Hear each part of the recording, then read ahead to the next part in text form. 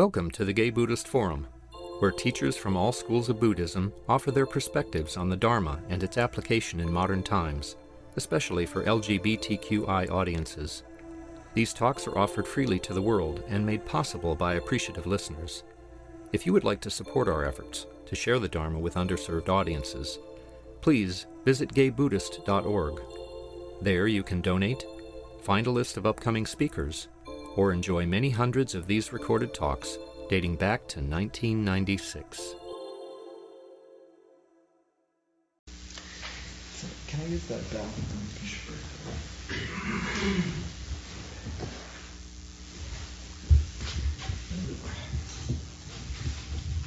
Well, winter's finally here. Thank you for coming this morning. Cold winter morning. There are three teachings of the Buddha which I like to keep in mind, which help me sort of return to center, return to the core of the Dharma. And I think of these three teachings as the teaching of dependent origination or interdependent transformation, which is a long, complicated way of saying that everything arises due to causes and conditions and has no other reality other than the causes which give rise to it. And the second teaching is constant change, that everything is constantly changing. And the third teaching is impermanence, that everything will eventually cease, including suffering, incidentally. So it's not, it's interesting about the teaching of impermanence, that we tend to think of it as a grim teaching, but actually, when things are going badly, impermanence can be a very hopeful thing. So. Now, there's a way of directly accessing and experiencing these three teachings, and that is through chanting. Chanting. So I would like to do a little bit of chanting this morning to show you how this works. And it's just chanting the syllable ah. The reason we're chanting the syllable ah is because there's a Buddhist discourse called The Perfection of Wisdom in One Sound, where the Buddha says, thus have I heard the Buddha was in such and such a place, and the Buddha says, the entire perfection of wisdom is contained in the one sound ah. So that's why we're chanting the syllable ah. So it's just breathe in deeply from your belly, and on the exhale, the syllable ah. It's an ah. Okay, so, well, do that with me, please. Ah.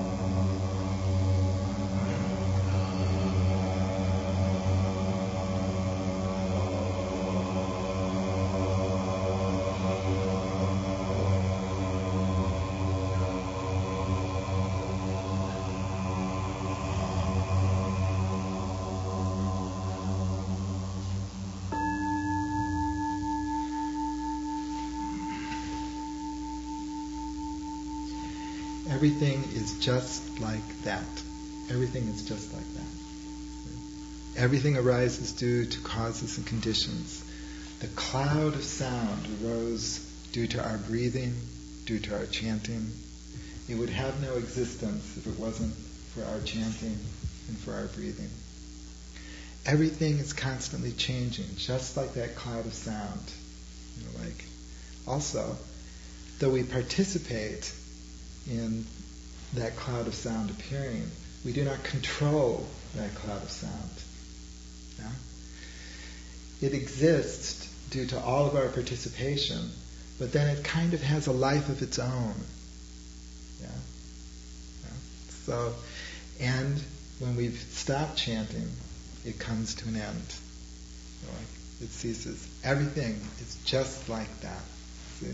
The sonic realm is a much clearer demonstration of the Dharma than the visual realm. So, if you return to the sonic realm, the Dharma is very clear. Yeah. I'm still hearing that sound. Does that mean it's not over for me? Correct. But in a sense, it has both ceased and it has not ceased. Impermanence does not mean blasted into non-existence. Annihilation, right? So, impermanence means that transformed into something else. So in this sense, the sound has been transformed into the memory of the sound. The memory of the sound can be the cause for the reappearance of the sound, as an object. So perhaps a more accurate word than impermanence is transformation. That everything transforms in the sense that it ceases being one thing and becomes something else. I like to use the terms becoming and begoning. Everything is in the condition of becoming and begoning. Thank you. I have been giving some talks on the Fourth Noble Truth, the truth of the path. For those of you who are here the first time, I'm not sure what your background is in Buddhism, but the fourth noble truth of the Buddha is that is called the truth of the path, and the path is about the specific things that people can do to walk the way of the Dharma, which leads to the cessation of suffering and liberation. So the fourth noble truth is kind of the practical aspect of the Dharma, the things that we can actually do. Yeah. You could just review the Four Noble Truths. The first noble truth is that the truth of suffering, that suffering exists. People are in a state of suffering, sorrow, anxiety, grief. And the second noble truth is that there is a cause, there is a reason for suffering. The reason, the two primary reasons the Buddha gives for suffering are craving and clinging. So, clinging gives rise to suffering because everything is constantly changing. So if you tried to cling to that sound, that cloud of sound we were creating, it would only produce frustration. So, frustration is another good term for the first noble truth, suffering. The third noble truth is the truth of cessation, that it is possible to live a life free of suffering, sorrow, lamentation, despair, and anxiety. And the fourth noble truth is the truth of the path, which is kind of a list of the specific things that people can do to move in that direction. Is that okay? So today I'd like to talk about right intention. So, which is often one of the terms listed in the path of the Dharma. So, intention. Intention or aspiration refers to the reason that we are engaged in spiritual practice. It addresses that psychological dimension. What is it that propels us into spiritual practice? Why are we practicing the Dharma? Why are we participating? And it's an interesting question. There are a number of common reasons that people have for engaging in spiritual practice. And one of the most common is so we can get to heaven. So that's a very common reason that people have for entering a spiritual or religious tradition. Heaven doesn't necessarily mean, a castle in the sky, but it can take on other meanings. But the idea is that if I engage in the spiritual practice, the result will be that things will be very good for me. Especially after I die. One of the interesting things about the Buddha's teaching is that he specifically blocked that interpretation of the Dharma. It's very interesting. The way he did it was he accepted the existence of celestial domains and gods and goddesses and devas and brahmas and all of these nature spirits, and the discourses are filled with densely packed with all these beings from other realms. But he also asserted that they were impermanent and that they were subject to suffering and karma, and when they died, they would be reborn in other realms depending upon their behavior in their very lengthy life this time around. Whenever I contemplate this, I think of Greek gods who, from a Buddhist perspective, were headed for an unpleasant rebirth. Terrible meddlers, just can't leave well enough alone. So what the Buddha taught was that even though these celestial dimensions exist, they are not permanent. They are not the resolution to the spiritual quest. They are part of the wheel of samsara and suffering. Given that, it raises the question then, what is the purpose of engaging in the practice of the Dharma? Another common reason for engaging in spiritual practice is, I just want to get off this bus. And that actually was a fairly common reaction in the India of the Buddha's day. That this is a realm of sorrow. This is a realm of despair. It's not worth anything, and I just want to get out of here. So interestingly enough, the Buddha blocked that particular alternative as well, because the desire to get off would produce karma, which would keep you. Guess what? Here. Talk about, it's like an early version of No Exit or something.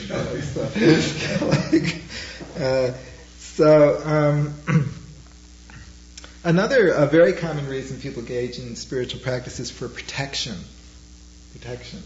If I become a member of a particular spiritual group, that will shield me from the negative consequences that people normally have endured in this life. I've heard quite a number of priests in various traditions explicitly make that promise. That if you join this group, then whatever their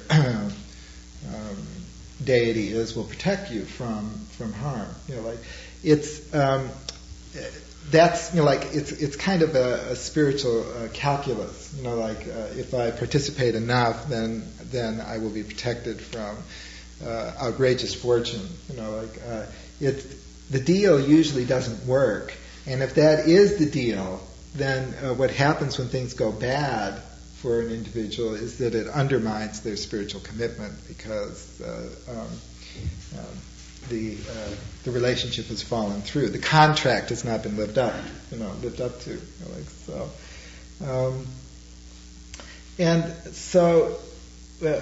So intention, within a Buddhist context, is an examination of our motivation for practice. The primary motivation within a Buddhist context for spiritual practice is to awaken the wisdom and compassion, the wisdom and compassion that are within us. Wisdom and compassion lead to liberation and the cessation of suffering. Awakening wisdom means specifically to awaken to that understanding of the interconnectedness of all things. And compassion means to be able to function from that wisdom in the world. So those are the two wings to the Dharma. So if insight is one wing, insight into the interdependence of all existing things, really investigating that, becoming clear about that, then allowing that insight to affect one's behavior in the world. Given that that is the case, how do I now want to live? So it's interesting about intention.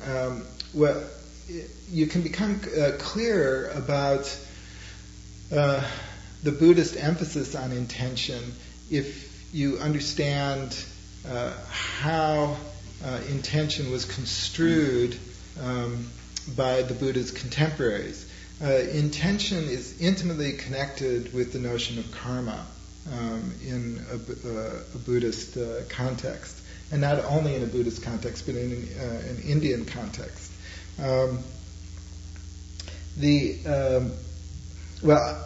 What I want to do now is illustrate the contrast that was made. It'll become clear the place that intention holds within the Buddha's teachings. Karma means patterned consequences. The notion of karma means that my ethical behavior in the world has predictable patterned consequences, not inevitable consequences in the sense of like a deterministic consequences, but that if I behave in a certain way, it is predictable that people will react to me in a certain way. If I behave with hostility, it's predictable that people will respond to that in a certain way. And that's what's meant by pattern consequences. For the Brahmanical tradition, which surrounded the Buddha when he was first teaching, karma meant ritual efficacy. The pattern consequences were, if I perform a certain ritual correctly, then there will be certain consequences, which will be rebirth in the celestial dimension. Okay, so the ritual efficacy had to do with fire rituals and purification rituals involving water primarily, but it's kind of a magical view, Now, what's missing from this picture is that it does not matter. Your state of mind does not matter in this context. Okay? It's whether or not you perform the ritual correctly that will produce the results. If you understand this when you read in like the Dhammapada or some other Buddhist discourses where the Buddha says, better than one moment of kindness than 100 purifications, that's what he's referring to. See? That's the contrast that he's making. For the Jains, who were contemporaries of the Buddha, karma is matter. Karma is matter. Soul is immaterial. Karma is matter.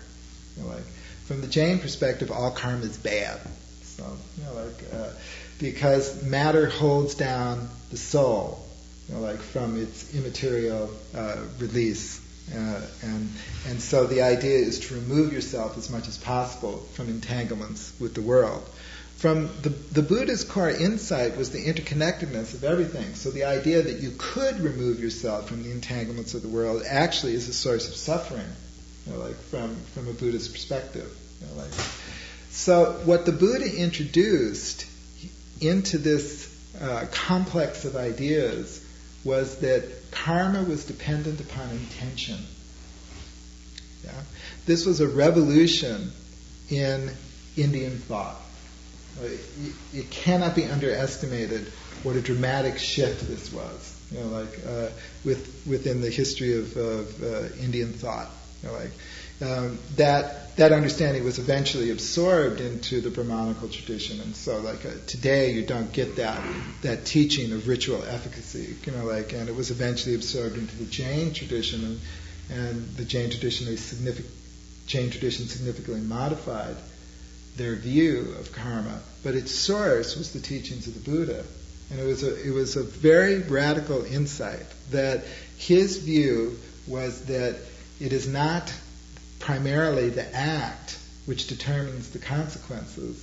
It is primarily our intention, which determines the consequences, the pattern. Yeah.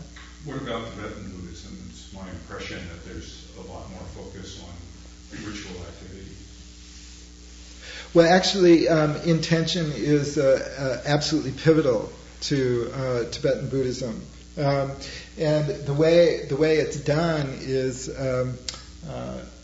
for example, I participate in a small Tibetan Buddhist group in Sonoma, and the first thing they do when they meet is it says, "Now you must develop a mind of correct intention."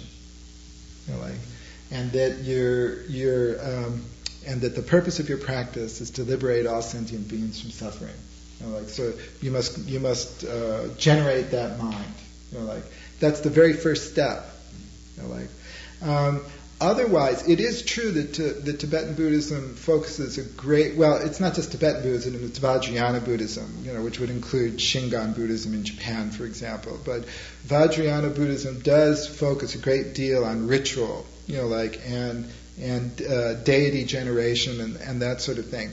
But that's why they emphasize intention so strongly, because if the intention is not clear, then one can fall into one of those, it can become an egotistical practice, or it can generate the idea that I'm some singularly special being because I can perform all these rites and that sort of thing. And so the Vajrayana path is a path of transformation, in which whatever appears can be transformed into the Dharma through intention. And that's the means where the energy is transformed. So, for example, anger can be transformed into the Buddhist path if that anger is an expression of compassion. In other words, if that's the intention behind the expression of the anger. So it's actually a dramatically pivotal part. It's considered foundational. So is that responsive to your question? Are there other questions? Yeah. In that sense, then, is it really a return to? You say it's foundational, but intention for liberation and for awakening of all beings is something that you are simply going inside to contact, rather than grafting onto, as an add-on to deluded mind. You don't give it this little bit of medicine of intention, plaster over it, but you're returning to the original awakened mind's intention. I'm not sure I understand the question. It's not cultivating correct intention is not considered an affectation. Is that right? It's considered an expression of one's true nature.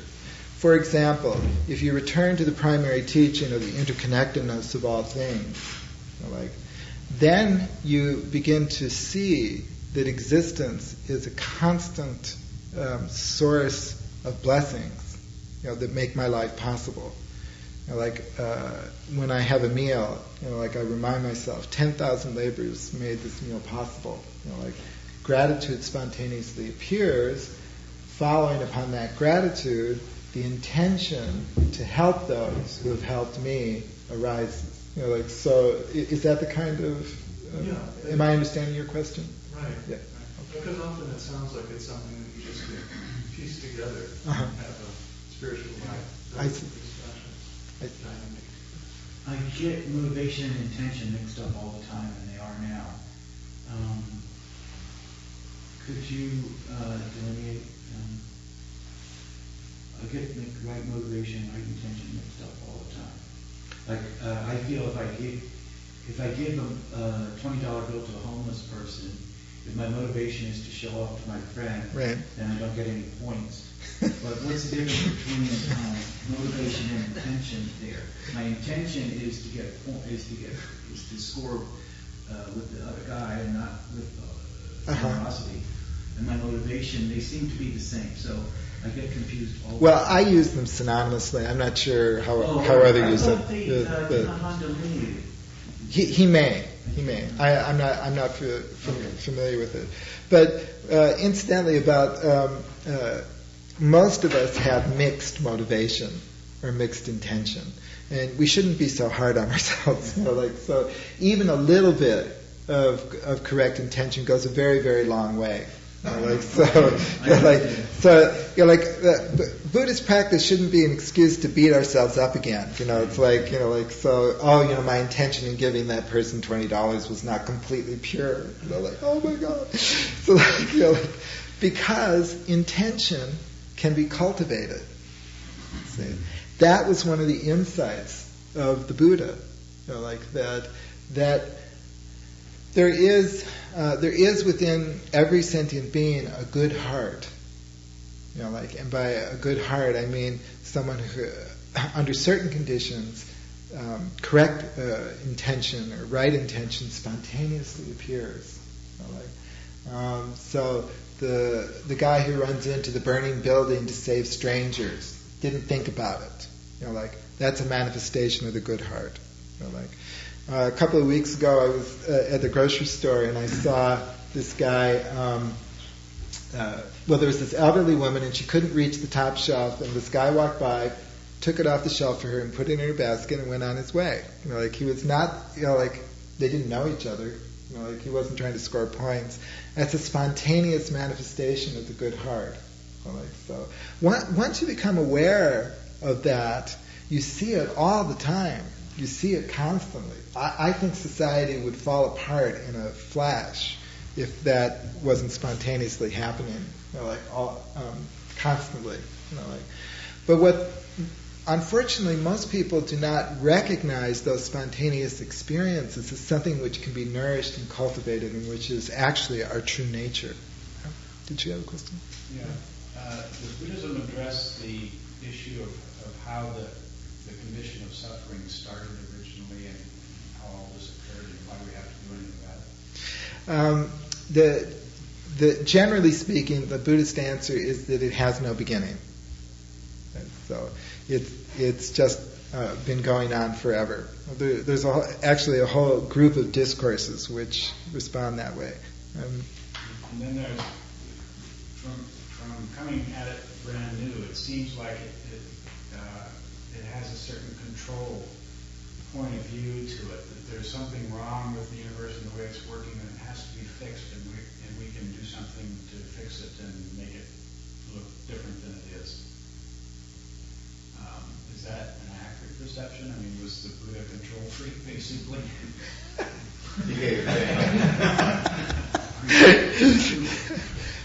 No. So it's not. It's actually the desire to control things is what generates suffering. The desire to control things is a manifestation of the clinging mind. So clinging gives rise to suffering because everything is constantly changing. Equanimity about the constant change of things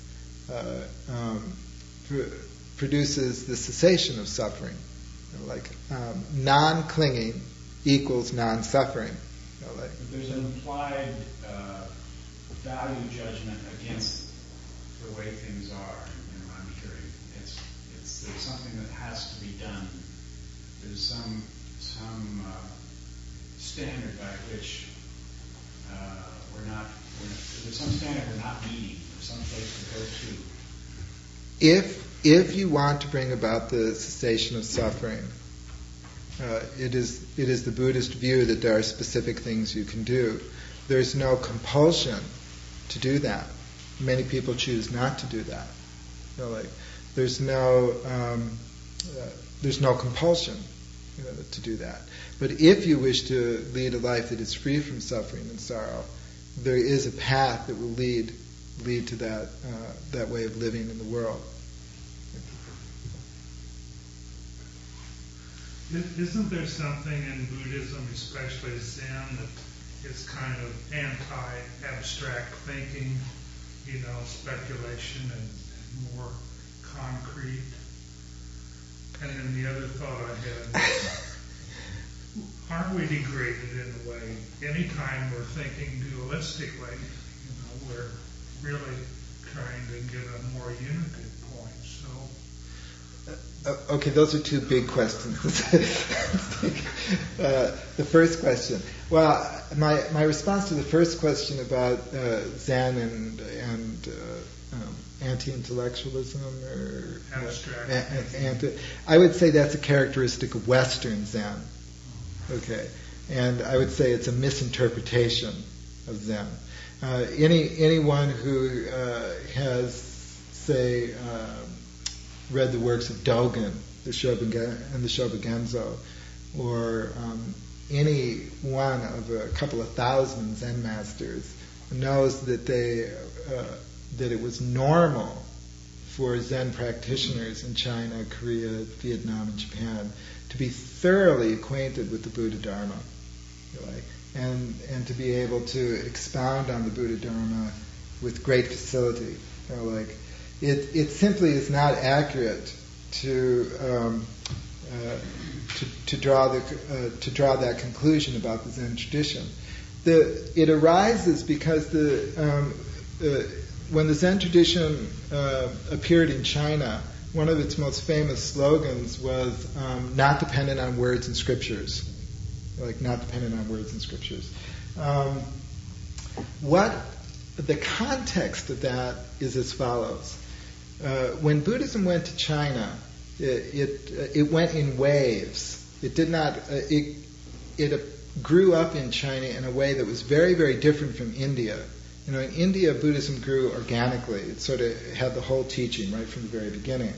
But as Buddhism appeared in China, they would translate certain discourses, and the Chinese would have a certain interpretation. And then there'd be another wave of translations, and a new school of Buddhism would form based on that new wave of translations. So what happened in China is that you had a division of different schools which decided that this sutra was the ultimate sutra and other sutras were not. So, for example, Tendai Buddhism considered the Lotus Sutra the ultimate teaching of the Buddha. The Pure Land school of Buddhism in China considered the 3 Pure Land discourses to be the ultimate teaching, of the Buddha. The Huahien school considered the Flower Garland Sutra the ultimate teaching of the Buddha. This was very consistent. This was the pattern. Zen was a latecomer in China. By the time Zen appeared in China, China was already thoroughly Buddhist. But that teaching, not dependent on words and sutras, can also be translated as not setting up words and sutra. That is, not elevating one sutra over another. See, that was the thrust of that slogan. It was not an anti-sutra slogan. It was addressing the way the Chinese were using the sutras to divide the Dharma among different schools at that time. And the Chinese understood that perfectly well. They understood it. When Zen first appeared in China, it was referred to as the Lankavatara Sutra School, because the initial reaction was, here's another teaching of the Dharma, and it'll follow the same pattern as the others. Because Bodhidharma's favorite sutra was the Lankavatara Sutra. So they said, this is like the previous schools that have come, and they're going to say that the Lankavatara. Well, for about the first maybe 80 years, that's how the Chinese referred to Zen, as the Lankavatara Sutra school. And then, the Zen tradition said, no, we do not set up sutras. Like that's not the relationship that we have to the sutras. But the relationship to the sutras is, Ryokan's a really good example. Ryokan is, I think it was in the 1600s, a Zen monk and poet in Japan. He wrote a beautiful poem, several beautiful poems about the sutras. One of them is something like this: the Buddha taught for 40 years to lead people to freedom and the cessation of suffering. He left behind him the discourses, an eternal legacy, a sure bridge to the other shore of liberation. And he was a Soto Zen monk, but that was his relationship to the discourses. There's another poem he wrote in which he it's a very funny poem about the foolishness of trying to set up one sutra over all the others. It's kind of a mocking poem about how one school says this is the ultimate sutra, another school says this is the ultimate sutra, and he says that's futile. Just put that aside. So the Zen attitude toward the discourses was that they are all valuable. Unfortunately, in the West, they've heard this slogan and they've interpreted it as saying, as Zen believing that none of the sutras are valuable. It's actually quite an extraordinary transformation, and it simply has no basis in the history of Zen in the Far East. I'm sorry to be adamant about this point, but I have this idea that that sutra study or or reading the sutras is something that Zen has put aside or has nothing to do with. It's just not valid. And I would like to introduce into a Zen context here in the West, or a more complete view. Is this too? Am I coming out too strong here? I don't disagree. I was just thinking you can over-intellectualize things, dwell too much in the head instead of the heart.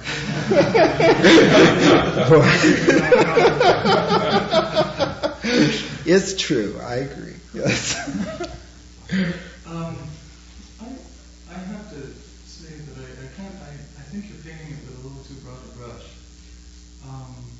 I do think that there is something, that theme is very thoroughly through the Zen tradition. The tradition of koans is moments of transformation. The moment of transmission is always a ram-kitting bamboo. Someone saying, mind, no mind. This teaching, let's throw it in the fire. Or let's elevate it, or something, but it's the awakening of the mind that is the history of Zen to me, and the koans are the public record of Zen. These moments happen. Explain them. It's not an either or. Right. Huineng was awakened when he heard what? The Diamond Sutra. Right. Han Shan was awakened while he was studying the Shurangama Sutra. Chinul was awakened when he was reading The Perfection of Wisdom in 8,000 Lines. So I call this the Kensho of reading, so.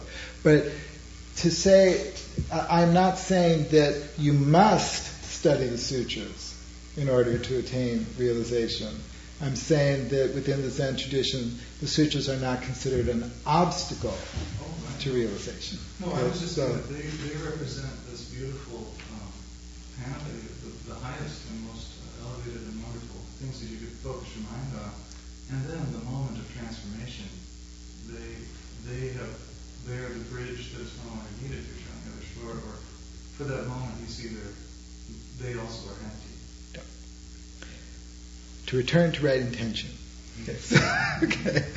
So I'm sorry, getting a little sidetracked. But to return to right intention, what the Buddha discovered is that it is possible to cultivate intention.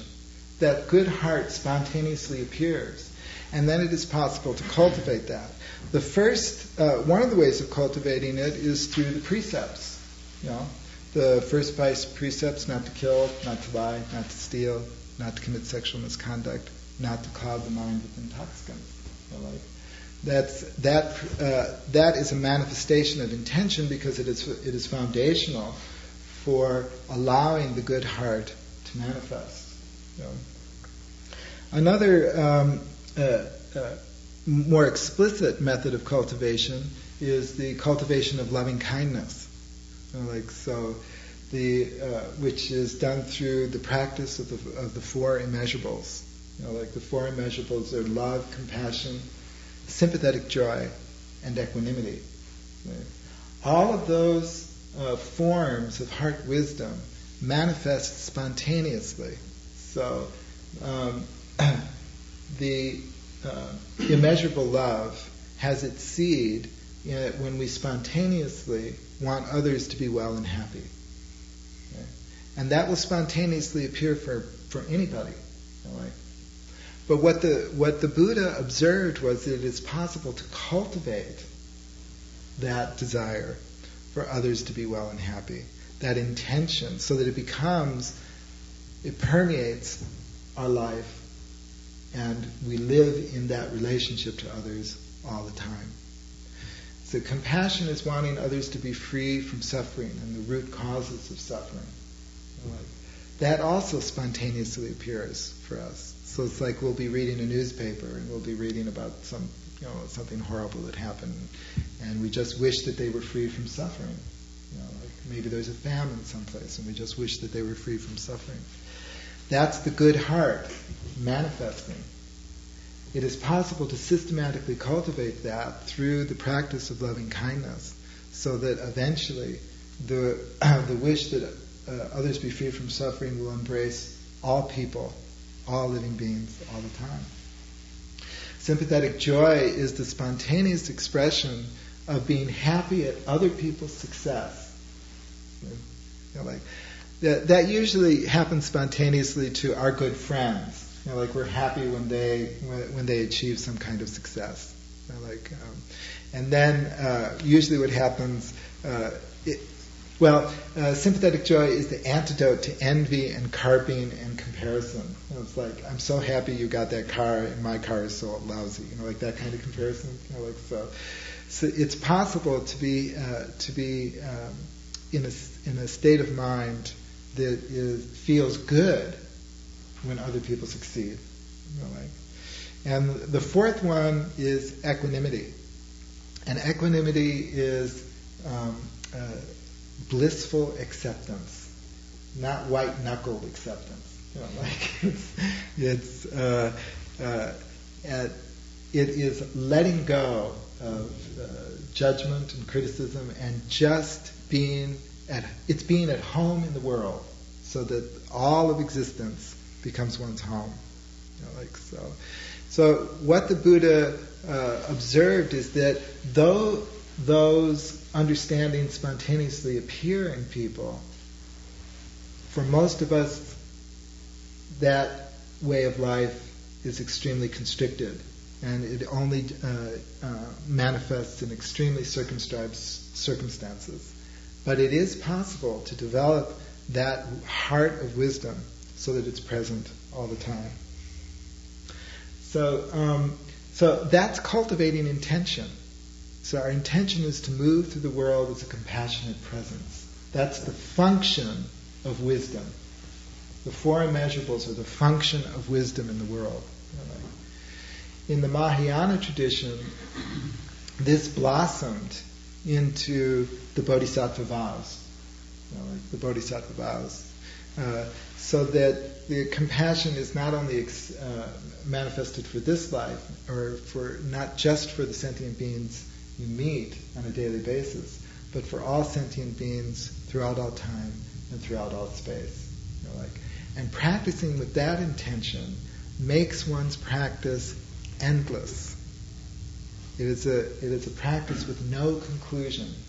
You know, like, so the heart blossoms into a borderless spaciousness, in which that compassion has no limit.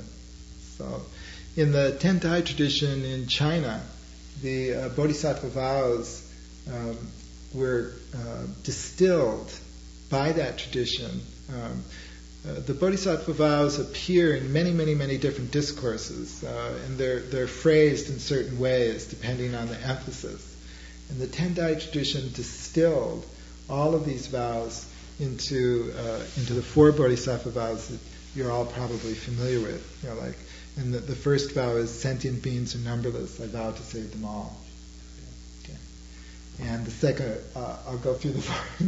The second one is sentient beings are numberless, I vow to save them all. The second one is, the hindrances are inexhaustible, I vow to extinguish them all. The third one is, the teachings are innumerable, I vow to learn them all. And the third one is, the way of the Buddha is unsurpassable, I vow to attain it. And that last one means, the way of the compassionate heart is unsurpassable, and I vow to attain it. So I hope we can all awaken to that infinite intention and the presence of that borderless and limitless heart, and soon save all sentient beings from suffering.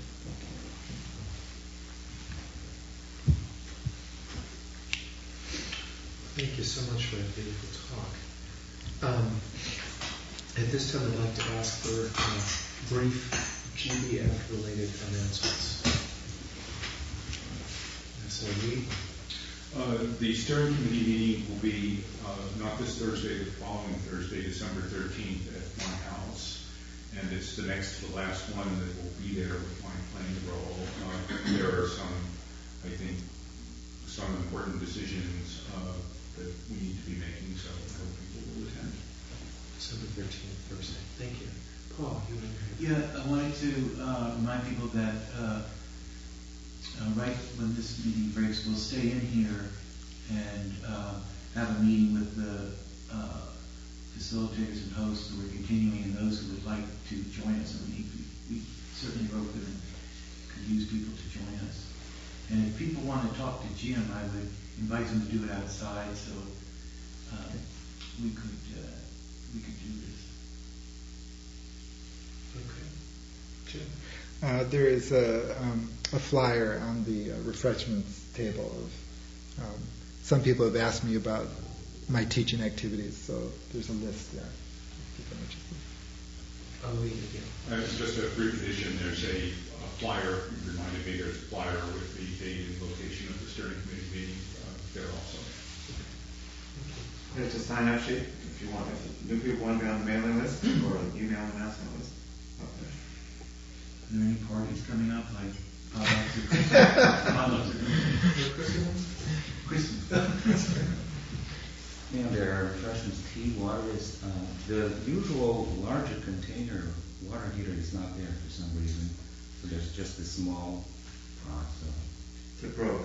It broke, so, there may be limited supply of hot water, but there are nice cookies there, and I also remind you, clean after yourselves, and finally, be generous in your donation for our donor bowl. Thank you. And just to mention about the donor bowl, you all know we have expenses, and we do recommend or request, if you can, a $5 donation, or if you can, less if you can't. So, Jim, would you do a dedication of merit, please? May all sentient existence be well and happy. May all sentient existence be free from suffering and the causes of suffering. May good fortune fill all the days of all the lives of all sentient existence. May all sentient existence dwell forever in the limitless realm of the ever-present peaceful heart and serene mind. Thank you. Thank you for listening to the Gay Buddhist Forum. If you would like to hear several new talks per month and be notified of upcoming speakers so you can participate live, please subscribe to this podcast, like us on Facebook, and join our mailing list by visiting gaybuddhist.org.